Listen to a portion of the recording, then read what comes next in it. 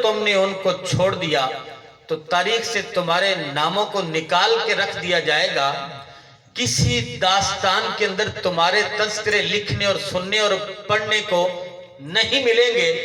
तो हमने अर्ज किया है करीमा का वो कौन सी दो चीजें हैं जिनको संभालने वाला दुनिया और आखिरत का बादशाह बन जाता है। तो मेरे आका ने फरमाया, एक तो मैं तुम्हारे अंदर कुरान छोड़ रहा हूं और दूसरा मैं तुम्हारे अंदर अपनी अहले बैत को छोड़ रहा हूं। लेकिन दोस्तों, आज हम घरेलू मामलात भी परेशान रखते हैं और जो दूसरे हमारी जिंदगी के ओपन मामलात हैं उनके अंदर भी हम परेशान हैं।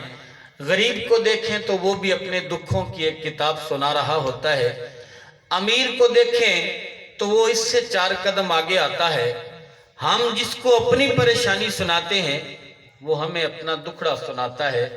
उसकी वजह क्या है कि हमने कुरान की तालीमात को नज़रअंदाज कर दिया।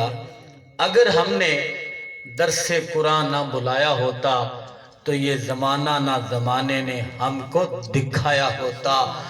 वो मुअज़्ज़ज़ थे ज़माने में मुसलमान होके, हम ज़लीलो ख़ार हुए तार के कुरान होकर। आइए, जिब्रील अमीन जो किसी नबी के दरबार में 10 मरतबा आए, किसी नबी के दरबार में 400 मरतबा